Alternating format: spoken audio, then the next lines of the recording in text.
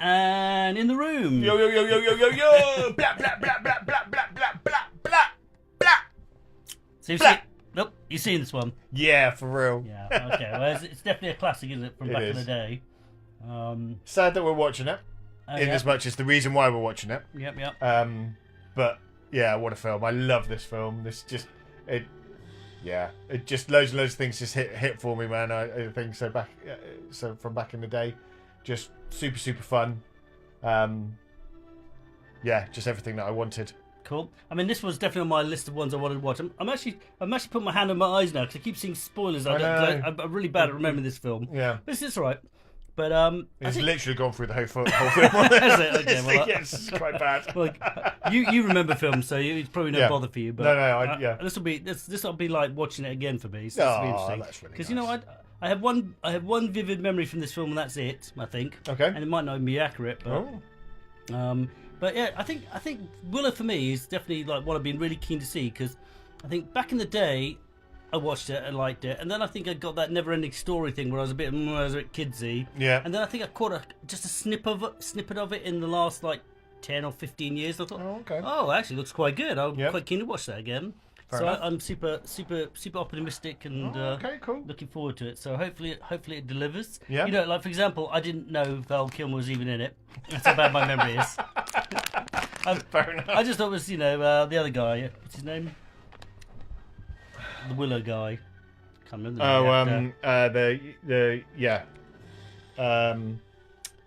Warwick Davis. Warwick Davis. Yeah. So I knew he was in it, but that's basically it. And I think obviously there's a bit of a like counter plot here where the kind of he's I think he's the hero, right? So there's kind of subverting. Who knows? Who knows? I'm not going to give anything away for you, bro. Fair enough. All right. Okay. So I guess there's 1988. 1988. So that's AD. Yeah. After the Destroyer. Yeah. Okay, should we just get into it? Well, the only thing I was going to say is obviously if people are worried about various bits and pieces or want to get a more serious take on things, then just wait for the in-between one when it's just you by yourself where you're not inviting me to talk or anything like that at all. So I don't bring the whole thing down. But that's fine, because I'm busy on eBay selling stuff. Fair enough, yeah. I give you some. You've been selling my stuff, and the in-between shows. Yeah, I don't normally ring into the in-between shows. That's absolutely fine. I understand. Keep it more highbrow for the in-between ones rather than involving peasants and stuff. So. Right, yeah, fella. Get those air pistols out. Let's hit it. With one trouser leg rolled up. Yeah, dear. Right, on that note, if you got something meaningful to say, please ring in. I think that was. Right, let's pause him. Yep. Okay, fella. Well, that was Willow. You always put me on the spot with that. I'm like, what were we watching again? Yeah. It's the same format, dude. Yep. Well, sort of. Every time. Yeah, no. So that was Willow. So I'll kick off from the get-go. Well, I have to say I really enjoyed that. Mainly because I absolutely had zero memory of it at all. Remember this bit? Yeah. But basically, the only bit I remembered that had a vivid memory was the going down the ice. I had a thing to show you for that. But down the kind of ice flow on the shield. But that's pretty much it. And if I hadn't seen some of that like spoilers on the trailer, I would like. Yeah, that was disappointing that came through. It literally went through the whole story, didn't it? So. I didn't notice, but then I saw the weird sort of dragon troll thing, and I was like, oh, that's in it. Yeah. But yeah, we basically had the film went a bit like this. God, I don't remember that bit at all. And you went, really? Anyway, but I mean, it's quite a long film, but I think it was quite well paced. It was slow when it needed to be, and then had enough action, and I'd completely forgotten it was kind of, I guess, I mean, it's obviously a kids' film, but it was also kind of. It's kind of a comedy as well. I mean, yeah. I don't think it was all slapstick. I think it was like a fantasy film with laughs, right? I think there's probably enough people to stop Lucas from doing his blooming Jar Jar Binks-esque type thing. Maybe throughout, wasn't there? Really? I thought I wasn't gonna like the little dudes, but actually I think they got the comic element about right. I think they were good for laughs, and like always did stupid things that were unnecessary. Like they were always like, well, I suppose they turned up with a spear and actually helped them get out of the cage. But yeah, like there was genuinely funny moments, like I can't even think of half of them, but like when he had this magic, the love potion put on him, and Kilmer, R.I.P. and all that, he was good actually. I really enjoyed him in this. He was really, I mean, and I think that's part of the crux of this, isn't it? It's a great loss, and I think he probably suffered quite a lot toward the end of his life. I mean, if you saw him in Top Gun, I didn't see that one. He was. You could see that he was really suffering, even in that. And I mean, he played someone that was suffering anyway. But right, I didn't see Top Gun 2. I kind of steer away from Tom. Yeah, I don't watch Tom Cruise films, man. I just that Scientology poster boy crap but it doesn't really come from that. But anyways, no, I just can't bring myself to watch it, which is a shame because I do think he's quite good. Tom Cruise, I just don't watch his films. Anyway, but yeah, I mean, there was lots. I like. Just kind of hilarious things like the old ladies, like running out of magic and they're like just trying to start lumping each other, fighting and I don't know. There's lots of great things like when the evil witch who looked a lot like Disney witch when she caught the stone thing and then she grabs it with her hand. Yeah, and like there was some beautiful symmetry with Willow winning the day with his actual parlor magic. Yeah, that was quite groovy. And the thing also as well, the whole thing with the magic, with the in the village, where the mage who's not taken an apprentice for ages throws the bones and goes, "Oh, I can't really see anything. Do you love this job? Oh, Willow should go." And then when he sees that other people are being, like when the great fight is going to go, he says, "Oh." Yeah, and then he says, "Well, in that case, Mr. Big Bossy Boots, you're going along. I need the fighter then." You're back. Yeah. There was lots of good Follow the bird! The bird's gone into the village! Ignore the bird! Follow the river! Exactly. And I thought there's nice. There's quite a lot of fancy. I thought the troll thing was really. I didn't like the trolls themselves. I thought they felt a little bit cheap. There's this guy in a gorilla suit, right? I didn't agree on them, but I did like the. Yeah. I did like the. Well, maybe because if I hadn't called him a troll, maybe I would have been happier, right? Yeah, I guess if it'd been something just of a different name, but I guess they had to call it something that people could just recognise and and relate to, as it were. Yeah, fair enough. But I did love the two-headed fire breathing thingy, and I really love the Gulliver's Travel playing on size. Yeah. At one point there, the humans are big, and then suddenly they're the giants against the brownies. Yeah. Exactly, and then the kind of, I guess the first fairy queen was a bit like Galadriel or whatever. She was small, then normal, then massive. Suddenly this massive face just in their faces, yeah. So I have to say,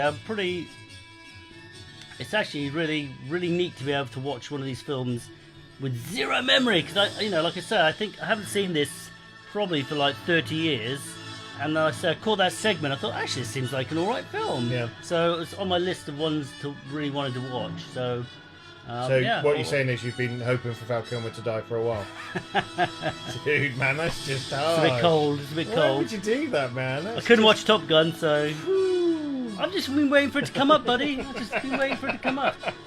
But I didn't know he was ill, to be perfectly honest. But anyway, I guess I'm not. Don't follow the Hollywoods. Anyway, what about you, dude? What do you? Yeah, I love this film. I've always loved this film from a kid and stuff. I've watched it loads of times. Mm-hmm. I think there's so many bits of. I love the differing armies. I love the kind of the army of good that goes off initially. And again, we were chatting about this is 1988, so there's very little CGI. Clearly, there's some bits and pieces, but some of the CGI was a bit weak, actually. I know. I mean, so I meant the little guys when they were stuck on. You could see the halo. Some of it was a bit guff. It's got to be said. But anyway, go on, sorry, dude. But when he's going, that's about 300 horse, 6 wagons and such. Actually, that was there were people in costume for that. And Did it's you count one them? of those things. No, I didn't count them. No, I didn't bother. I just trusted him. He knows. He's a warrior. He's a great True, warrior. yeah, he's a great warrior.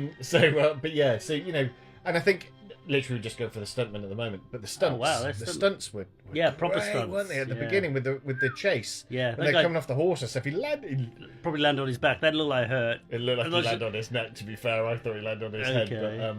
But yeah, we're keeping that one. Great. I'm not doing it again. But I mean, do it again, but with more mud. Let's don't do it again. But yeah, I quite like when the kind of brownies stole the kid and were flying through the air. Yeah. It's like, what the hell's going on here? Yeah. But, and also like not properly having control of the bird that they were with as well, that they were on and stuff. So I think like from a fantastical point of view, there's so much, wasn't there? Like all of the scenery. I love the dog things as well. So the dog things. So he gets the baby. The dog things attack. He takes him to Crossroads, and then the brownies steal him. He meets the kind of ghostly queen, and then he heads back, and then they meet Val Kilmer again. Yeah, when he's dressed up as a woman. They're trying to find the lake, and then they try to escape on the carriage, and then they go across the river, and then that was quite nice because he was like saying, "Yeah, that's the direction I was going in anyway. Damn it!" But, and then giving the black route or whatever it is, and Willow getting really upset, but look at I'll get you some more. Don't you worry. Yeah. So yeah, I think all in all, I think obviously at the time, I think it played off of the George Lucas kind of LucasArts type of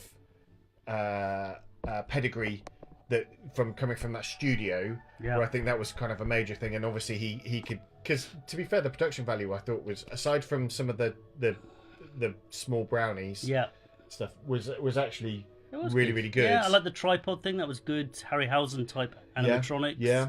The two-headed beastie. I mean, it was Ron Howard. How much do you think Lucas interfered in this or got involved? I mean, by all accounts, when he interferes, but from. All right. But anyways, it sounds like it's a book as well. Yeah, it does, doesn't it? Yeah. Sorry, man, I just got rid of that. So yeah, as I say, for me, just even this little bit here, and it's just one of those kind of classic things of. That's just a very fantastical scene. The scenery was great, and the cinematography pretty good. And like the bit when they're walking across the tree branch, across the gorge is classic. Just very reminiscent of kind of all of those type of things, isn't it? Really. So I think there's quite a few things we said that reminds me of this film, or that reminds me of this film, and I'm not even sure what quite order they appear in, but I guess that doesn't matter. I mean, it's just I thought it was well produced. I quite like it when you have things in a similar kind of genre that kind of take off of each other, as long as it's not like direct plagiarism or anything like that. Just because then sometimes in my mind it links them all a lot more, so it kind of links all of those kind of fantastical. I think it's a nod to it or something. Yeah. Like the battle between the witches, you thought reminded you of the battle between Gandalf and Saruman. Yeah. And there's definitely some other things that felt Lord of the Rings-ish. Yeah. And actually some Conan. I had definitely a few things that remind me of Conan. This is definitely after Conan. Yep. But anyway, I don't think it diminished it. The magic as well. What they didn't do. So when the evil queen turns the army into pigs. Yeah. The transfiguration stuff I thought was very good. Yeah, that was good. I enjoyed that. Yeah, that was good. But she wasn't like. She was casting a spell, but she wasn't. There wasn't green light coming from her hands or anything like that at all. It was I'm casting a spell and it's just going to affect her. And I quite like that. You don't always need to have that kind of visual thing of this is a spell. I mean, obviously, if you're throwing a fireball, then you probably need to have the thing. But if it's almost more sinister, wasn't it? Yeah, for real. She could pick and choose and kind of deliberately, and then obviously focused on her daughter at the very end and stuff. So. And I think, and I think the magic, she definitely had like everyone else's magic seemed kind of a bit mild or whatever, but her magic seemed bad. Yeah. Nice fancy. Yeah, go for it. So I was going to say, the fact that she was a mummy. Yeah, that was pretty good. And stuff, that was cool. So. And the fact she kept aging during that sequence. I don't know what I don't know the vibe there was. It's because she's running out of time or something. Maybe, I'm not sure. I mean, maybe it was just being close to Lorna Dannon. Maybe I don't know. I think, but lots of great costumes, fancy weapons, good Yeah, headgear. yeah. Go with a kind of bone mask, a bit Yeah. like Skeletor. He was quite like that. Or the bit. Kurgan, like we Or said. the Kurgan, yeah, there you go, there's another Yeah. reference. It's definitely after Highlander. Yeah. So, Yeah, and I thought the fighting scenes were pretty good. not too, yeah, not, But they not went too fight. no. I think there was enough fight without it being too fight.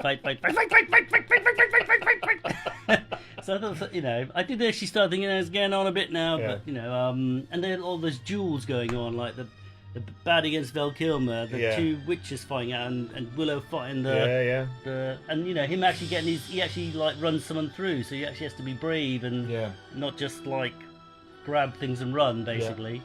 So and like I said, I think the pacing was good. I think. Yeah, I mean, I almost thought right at the end it was maybe could have done with, it sounds really fussy, but just a tiny bit shorter. I thought the pacing was good because you don't want it all fast, all go, right? Yeah. And I think when it was slow, it was right. Anyway, okay. I think they had quite a few of opposing characters that they then had to make sure that they had a proper end, as it were. So so there was the Kurgan, there was. Yeah, the witches. There was the witches. There was the priests that were with the witches as well. So they'd been in it all the way through. So they kind of making them go against the daughter and stuff. So kind of and I think, as you say, I think that length and everything. But for me, I still enjoyed that bit. I think. Yeah, I think if I had, I don't think I felt a bit. Those two unrealistic points, but I won't dwell on. Is like I don't think Willow would have been able to sustain a baby in the wilderness. Like that, but I think I'm going to put it down to magics. Yeah, and I mean, I guess, and also you've always been a bit of a stickler for, how many torches have you got and your provisions? Make sure that you do the right ones. No. And the other thing I thought was, have you weighed up all the copper coins you're carrying? Got to carry coppers, man. Got to carry coppers. But I think the other thing I thought was possibly, I know it's a fun story, but. Maybe I'm just not a romantic enough, but I can't believe the girl would have just fallen for him so easily. She's not had any love in her life at all. Well, that's the problem with being ginger. To be fair, yeah, absolutely. Beaten like a ginger stepchild is a literally, yeah. No, he got hit with a potion, but I don't know. Maybe he still had a bit on his nose when he kissed her or something. Yeah, maybe. I think that was a little bit weak. She was always just looking for love. Maybe she was a goodie at heart. Yeah. Her heart wasn't in killing the baby. All right. Okay. Well, I don't know if you want to reach for a number. Are we ready to go? Actually, I reckon I'm ready to go. Well, I haven't even thought of the category this time round. Have you got a category? Probably acorns. Oh, yeah. Okay. Let's have a quick think. Obviously, the magic wands. Yeah. Ginger locks. Yep, all right. Acorn seemed pretty good. Acorns might be a bit difficult, but yeah. Just I thought there was something else. Magic fingers? No. All right. Okay. Acorns. Well, you want to go first, buddy, or it's up to you? I think. I mean, mine's going to be high because I just really enjoy. This movie. I figured that. This is 4 acorns that turn into stone. With 4 magic acorns. 4 magic acorns with a magic acorn that doesn't have the little thing that it sits in. Oh, the little hat thing. You just lost the little hat thing. Just the stick or the whole hat? Just the whole hat thing. So 4.8. 4.8. Okay. I just really enjoy it. It's a real comfort one. This is like we say. If we're gonna go, are we gonna go back and watch this? I don't regularly do it. I'm not gonna say that. I think, but if I see it. And I mean, I think I will always watch it just because it's just something that I'm keen for. Certainly, this would be something that I'd quite like to get the kids to watch as well. Yeah. I think you could. I don't feel this as 2D as other films. I think they could actually get into it, and the production values are high. I think the only thing for this, like we said, and actually we've forgotten to say during this, is. When we talk about previously about like animal cruelty or anything like that, so like there were some, obviously the bird was tied in there. Yeah, maybe a little bit, those kids were definitely crying and frightened. They did look a bit frightened. She looked You mean when the rat dogs are coming? Maybe they thought they were real rat dogs. And I think the babies. We need more sincere. The babies were definitely in a bit of distress. Although babies cry, they probably had about 6 of them with little ginger. There was 2 kids. There was there. Okay. They probably just twins wait for. by the looks of it. I think, probably just wait for one to cry. Why would this kid cry? It always cries, now it's not crying. So yeah, that would be, from that perspective, that just made me chuckle, just for those bits. But okay. So yeah, as I say, it would be a film that I would come back to very, very happily, very, very easily, and get the kids to watch, and hopefully they'll. Will they appreciate it as much as me? Probably not, but you know, I hope it kind of is a gateway for them to be watching other bits and pieces and knowing that you can have quite good stuff. Well, I mean, from my point of view, I think basically, there goes the ring. I think what's interesting for me is that I watched a film essentially from the 1980s, which I have seen but have completely forgotten. But obviously, we're familiar with like the main characters, so it was almost like being able to watch it all over again. And I'd like, in some ways, I like it to be a bit more hardcore. I mean, because there's a little bit of like the jokes, but it kind of makes it feel less. But I think if you just take it as a kids' film, so I think basically I wasn't contaminated with nostalgia, but I still enjoyed it. If you know what I mean, it wasn't like, I only like this because I saw it when I was a kid. So yeah, I think I'm going to give it 4. Heaven forbid people would say anything like that. Crikey, already. I'm going to give it 4 magic acorns and a magic acorn that's just missing its stalks. And you've got its hound. So I'm going to give it a 4.9. I think 4.9. Yeah, I'm going to go for it because. Wow, I thought you were going to go lower than me after the thing there. So okay, cool. Because I think basically I'm shocked because I had that. Remember I said I had that kind of. Never-ending story. I'm a bit too cool for this film. Yeah. But then basically, and then I saw a little bit of it. I thought, actually, maybe it's the right film. So I think it eclipsed what I was expecting, and therefore maybe that makes it feel better. But our scale's just all over the place. I think for real. I need to do the whole list thing. I keep on thinking I need to do it, but I've never done it. We're soon going to be like it's an automatic 4.9, but. It's the next decimal that decides how good it is. But overall, I was pleasantly surprised. Yeah. I mean, there's probably films I like better than this one that I've ranked lower, possibly. But I think no, we're not talking Time Band here, buddy. Although I'm willing to give that another go. But so I probably, this one's probably getting a higher score, but I'm going with my gut. How it left me feeling. I think that's a fair score, to be fair. Now, I'm slightly chagrined by my score now, but I thought I was going high. I didn't think you were going to go as high as that. So yeah, well, like I say, I was pleasantly surprised, and say for me, it's a great film. It's it's got a lot of stuff. It's fantasy. I mean, the other test is the rewatch factor, right? Yeah. And I would probably give this a break before I watch it again because I think part of the enjoyment was actually being able to laugh at the gags because I didn't know what was going to happen. Yeah. So I watch it again now. I'll be ready for like the Val Kilmer's dressed up as a woman and Uncle, whatever his name, is going to thump somebody. So I'll be ready for it. So it won't be as funny, but. So I'd probably give it at least a year, and then I'd probably watch it again. Yep. Whereas like Clash of Titans, I'd almost flip the DVD and put it straight back on. Or Jason the Argonauts. Although I haven't seen that one for a while. Men in Short Skirts, I'd like to call it. Okay, are we wrapping up, buddy? We got a. So I mean, there were lots of stuff for the bingo. There was crazy weapons, loads of crazy headgear. Yeah, no quicksand though. No, there wasn't any quicksand. There was like climbing up hills. Yes, and stuff. Dangerous there was a lot climbing. Of that type of stuff.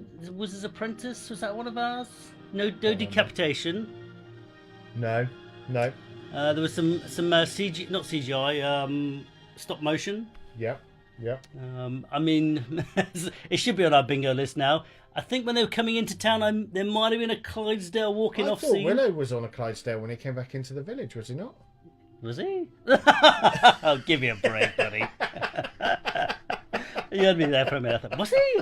A bloody pony, man. Give me a break.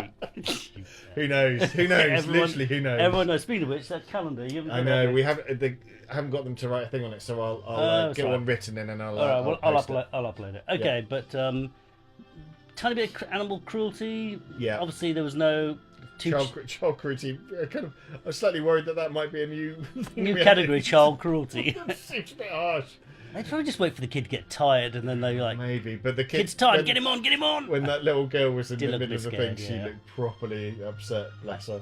And that is actually one of the other things I sort of almost remember as soon as I saw them was those rat dogs. I remember thinking they were pretty cool. Yeah, and they were quite cool as well. So, and I think the castles. There were what, 3 different castles? 3 different, 2 different. Now what the evil lady one. Evil Witch reminded me of like the Black Gate in Lord of the Rings, but it's different. Different matter. Yeah. But yeah, I just, as I say, just very happy with this. Very happy with this film. Thank you, everyone. Yep. And it'll be interesting to hear what other people think of it. But I think it's just it's a good production. I mean, basically, it's a very, compared to a lot of the films we watch, this is definitely a proper Hollywood film, isn't it? Yeah. I think. Well, I think it's got the studio behind it, hasn't it? It's got LucasArts behind it.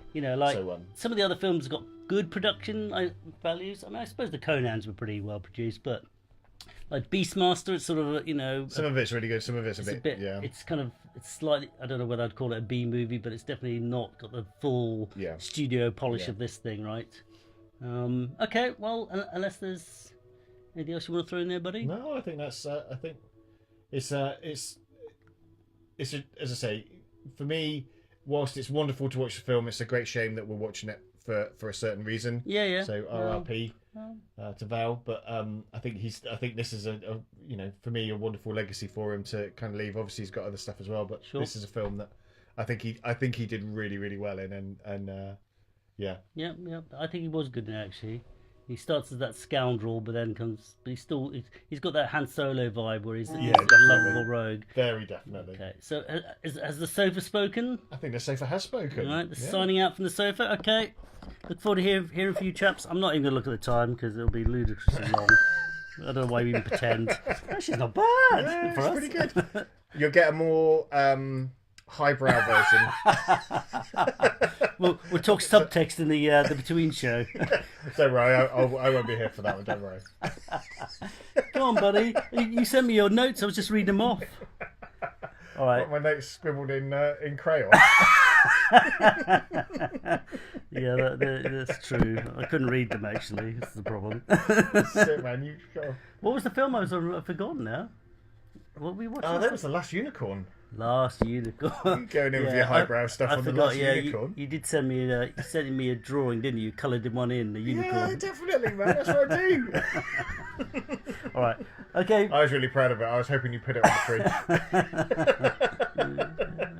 Put it next to the other one, yeah? All right, fella. Okay, over and out. Yeah, thank you very much, everyone. Yeah, and as you say, like you say, these actors have legacies, don't they? So I guess there's good reason, if nothing else, to watch it. All right, over and out. Sofa Sony out. Cheers. Bam bam bam bam bam bam bam bam bam bam bam bam bam bam bam. Yo. It's the UmberBulk here. My voice seems a little bit different because I've got a bit of a cold, so hopefully you can forgive me.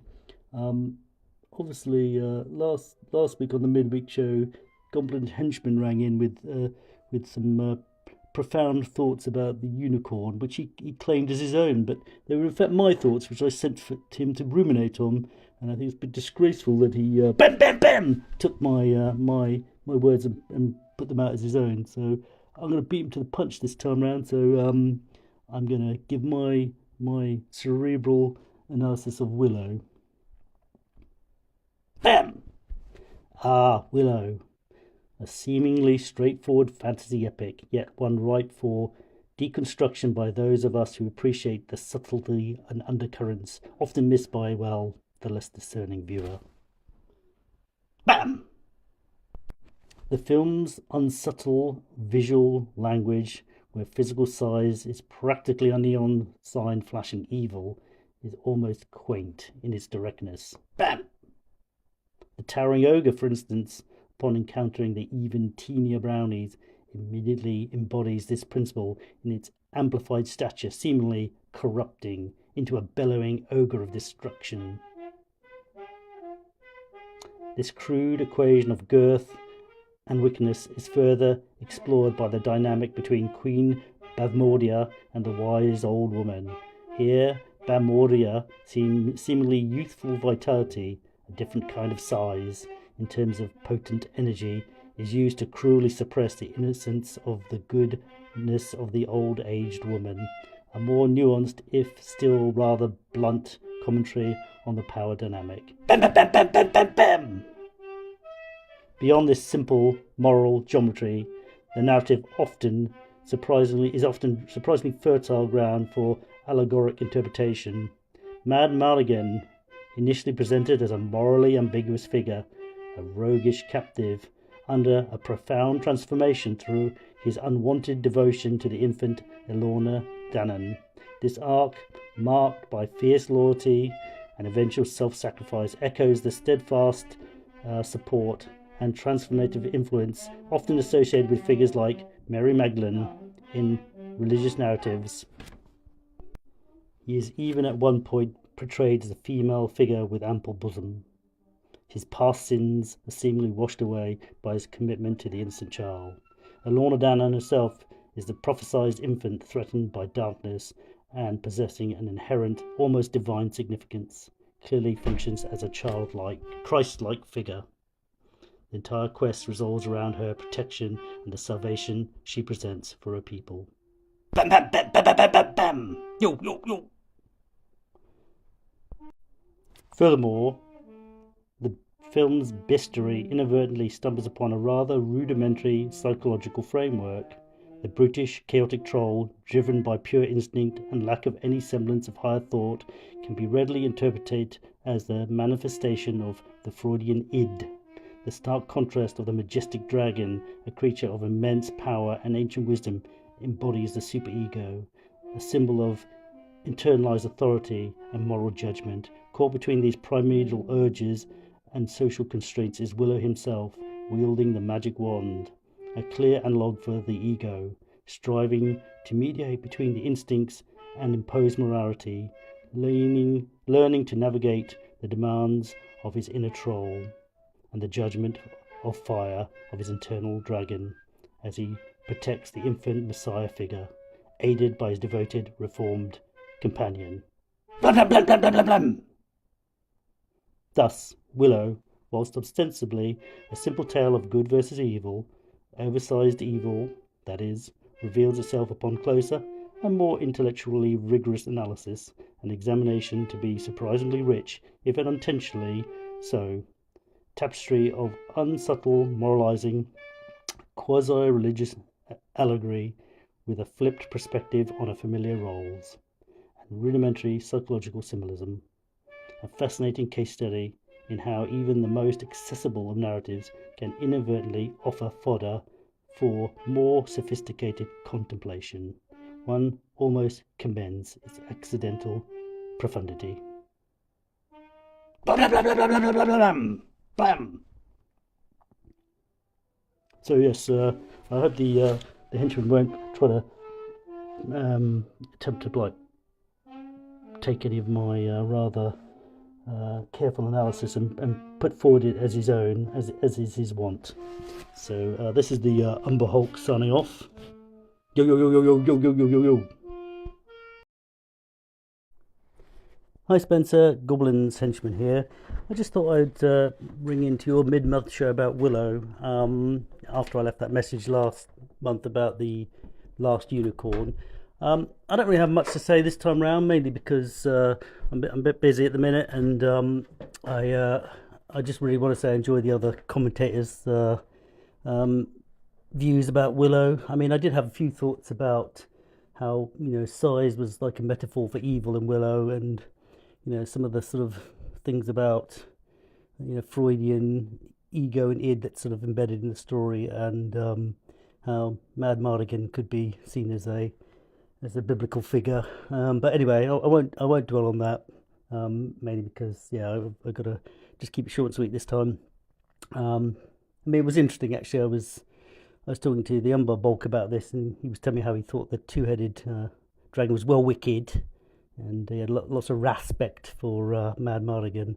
And actually, I was telling him about my ideas about it, and unusually for him, he was taking copious notes as I was telling him, my rudimentary thoughts. Like I say, a bit odd for him, but maybe I think he maybe thought it was worthy some further thought. But anyway, I'll leave it there because as I said, just enjoyed the show. All right, cheers, fella. Bye.